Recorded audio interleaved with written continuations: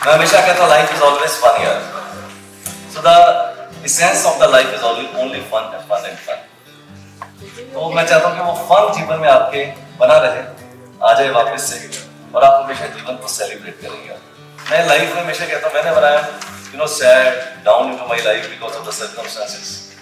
I just remind myself and I chant only one thing: life is once, life is once, life is once, and I get rejuvenated in that particular thought process. And I can bet you will not get this life to the next birth. Most likely we will not get it, because God has made enough mistakes to sending you on this earth.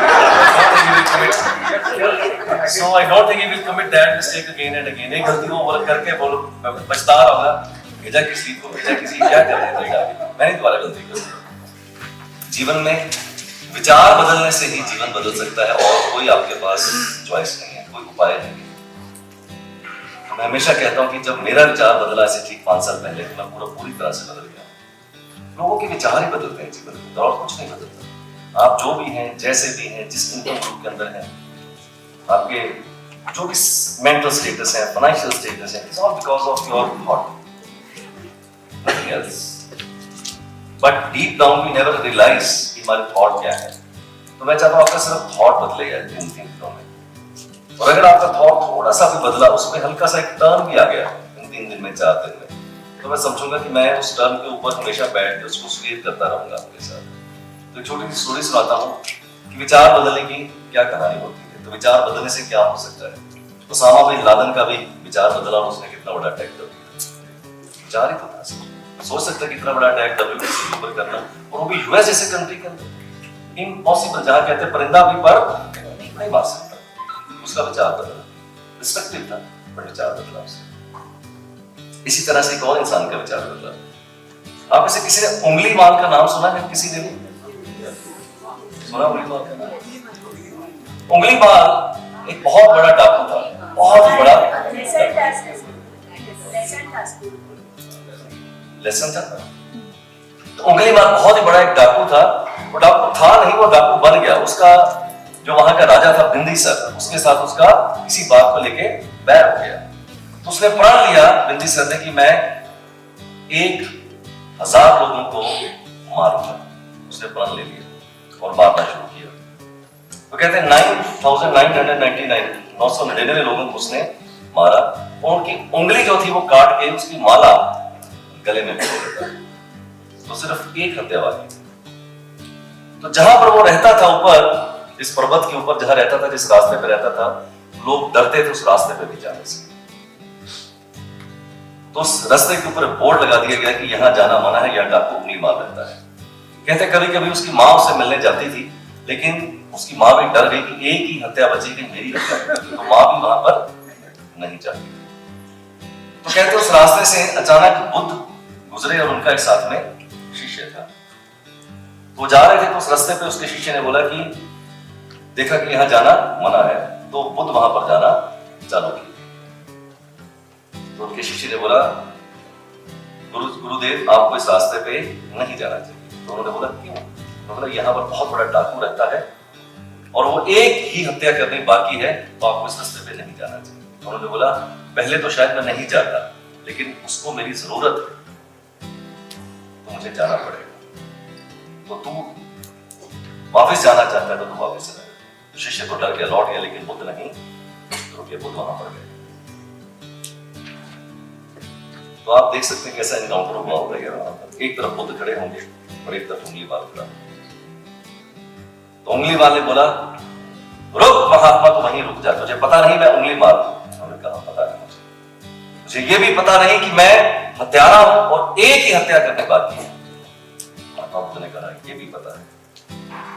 उन्होंने बोला तेरे को डर नहीं लगता?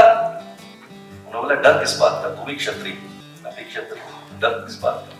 तो बोला मैं तेरे को हत्या कर दूंगा, तो वहीं रुक. महात्मा तो बोले मैं तो 20 साल पहले रुक गया, अब तेरी बारी है रुकने. बोले मैं सच में तेरी हत्या कर दूंगा. बोले सोच क्या रहा कर. तो उसने अपना भाला उठाया और ऐसे मारने की कोशिश की. बुद्ध ने कहा रुक, क्या मेरी अंतिम इच्छा नहीं पूरी करेगा? उसने बोला हाँ जरूर, क्यों नहीं तेरी अंतिम इच्छा पूरी. महात्मा बुद्ध ने बोले काम कर, ये जो पेड़ की टहनी है इसको काट। उसने बोला बस, उसने पेड़ की टहनी पटक करके काट। तो महात्मा बुद्ध मन ही मन मुस्कुराए कि कहना तो मान रहा है, इसका मतलब अभी गुंजाइश है। मान तो मान रहा है, इसका मतलब अभी गुंजाइश है इसकी, उसका कुछ जरूरत नहीं। तो उसने बोला ये काट दे। तो बोला इसको वापस जोड़। उसने बोला पागल है क्या, जो कट चुका है क्या उसको कभी जोड़ा जा सकता है? वो तो बोले मैं भी तेरे को यही कह रहा हूं कि जो कट चुका है उसको जब जोड़ा नहीं जा सकता, तो तूने जिन लोगों को काटा है तो उनको भी दोबारा जोड़ के देखा, अगर तू जोड़ नहीं सकता तुझे काटने का अधिकार है। और इतना कह के कहते हैं महात्मा बुद्ध लौट गए और उंगली मार की आंखों में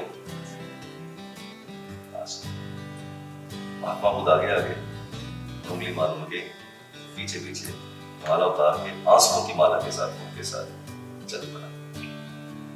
और कहते हैं कि उसके बाद सन्यासी हो गए। आगे की कहानी बहुत लंबी है, शायद बहुत टाइम लगेगा।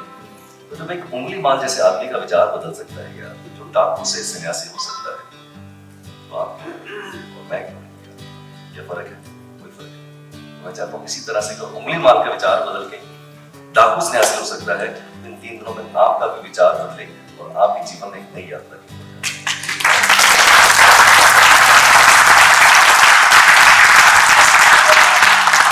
5 साल पहले मेरा विचार बदल गया, सच में मेरा विचार बदल गया। तो मैं चाहता हूँ 3 दिनों में 4 दिन में सिर्फ आपका विचार बदले। और कल का जो हमारा सेशन होगा, मैं बहुत एक्साइटेड हूँ उसके लिए। तो सिर्फ और सिर्फ आपके बिलीफ सिस्टम के ऊपर होगा, आपके विचार बदलने के ऊपर। अभी तो छोटी छोटी छैनियां चला रहा हूँ, सुनार वाली, कल लोहार वाले हथौड़े चलाऊंगा। यस, तो कल हथियार बड़ा होगा आपको चलाने वाला। Right sir? चलिए, thank you very much my dear friends, let's get started.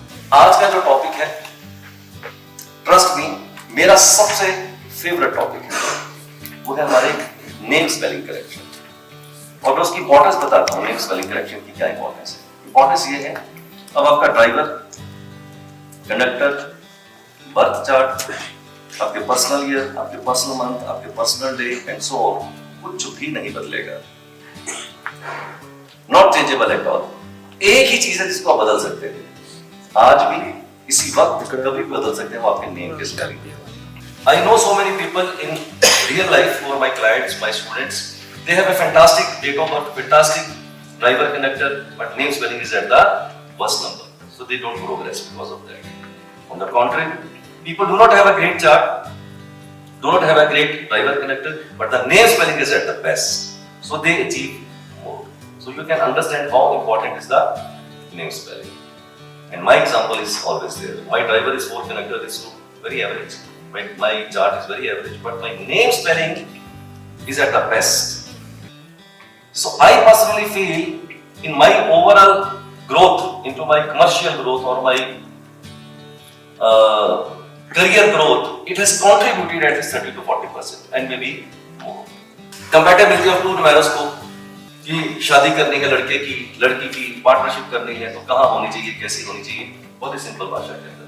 Then big arrows, small arrows, very small chapter. Prediction without date of birth. Now few people may not be knowing their actual date of birth. तो वो अपना कहाँ से उसका प्रश्न का जवाब ले सकते हैं, वो आपको सिखाता है. Right? Then business card according to numeroscope. आपका business card जो है वो कैसा होना चाहिए, वो मैं आपको बता दूंगा. Then love marriage या arrange marriage.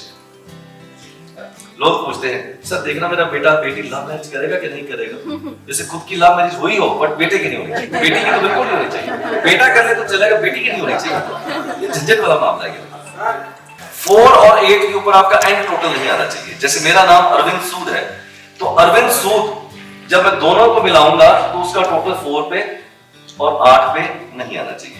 Chandrashekhar Reddy suppose, जो चंद्रशेखर रेड्डी, इन सबका जब हम नंबर मिलाएंगे तो वो 4 और 8 पे नहीं आना चाहिए. अब इसके अंदर जब आप नेम स्पेलिंग को करेक्ट करेंगे तो मैं क्या करता हूं, कभी भी लाइफ के अंदर 1 या 2 अल्फाबेट ही आगे पीछे करता हूं, 3 कभी नहीं करता.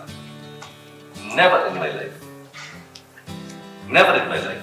चाहे मैं चाहूंगा कि उसके नेम के अंदर 1 अल्फाबेट को मैं बढ़ा दूं या 2 को बढ़ा दूं या 1 को घटा दूं, 2 से ज्यादा कभी नहीं सर. ये नहीं कि मैं अरविंद को बी कुमार सूद, बी भी कर दूं, कुमार भी कर दूं, के भी कर दूं, नो। तो उसके नेम को मैं स्ट्रेच नहीं करूंगा इतना, नेम की वाइब्रेशन छेड़ूंगा, साउंड नहीं चेंज करूंगा और 2 से ज्यादा अल्फाबेट को ऐड नहीं करूंगा। नॉर्मली लोग 2, 3, 4 अल्फाबेट यूज करते हैं, तो वो नेम का बड़ा अजीब सा लगता है जाके उसको। तो इस तरह से आप उसके माता पिता का पूछ सकते हैं, ये हो सकता है।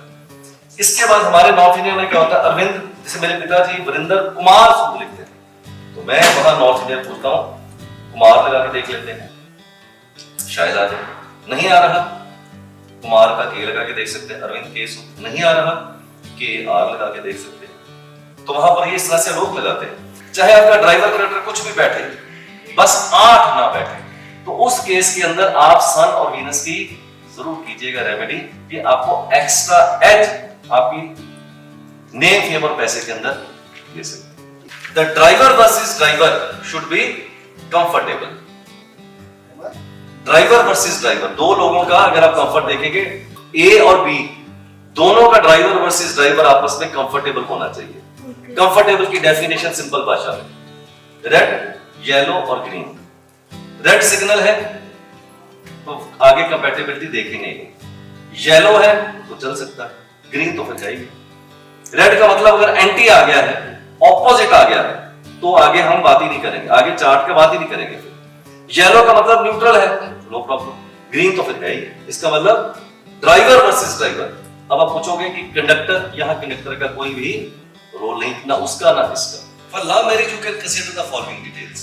हाउएवर, पहला, primarily the number 7 is responsible for the love marriage. Primarily number 7 is responsible for the marriage. Why? Because उसके पास हेड नहीं है, तो उसको तलाश है किसी ना किसी की, कि कम से कम मिले कुछ ना कुछ। तो हमेशा उसकी ऑपोजिट सेक्स में, नंबर 7 वालों की हमेशा ऑपोजिट सेक्स में अट्रैक्शन होती है कि कुछ ना कुछ हो जाएगा, कुछ ना कुछ हो जाएगा। तो इसलिए number 7 is primarily responsible for the infatuation or for the love marriage. If it is coupled with number 6, the chances of love marriage are enhanced. Number 5 is also indirectly responsible for love marriage, especially when it comes more than once. मैंने बोला था number 5 people are always young at heart, याद है? Romantic, तो romantic देवता भी आ जाए, love गुरु भी आ जाए, और साथ वाला कहता है दोनों आ जाओ, तो लव प्रभाव चल जाएगा। तो लव मैरिज किस तरह से हिसाब दे सकते? नंबर 5, 6 एंड 7 तीनों ये नंबर रिस्पॉन्सिबल है आपके लव मैरिज के लिए, but primary number 7 is responsible. 6 की सपोर्ट मिल जाए तो और इनहांस हो जाएगा, 5 की मिल जाए तो और इनहांस ये हो सकता है। ठीक है जी।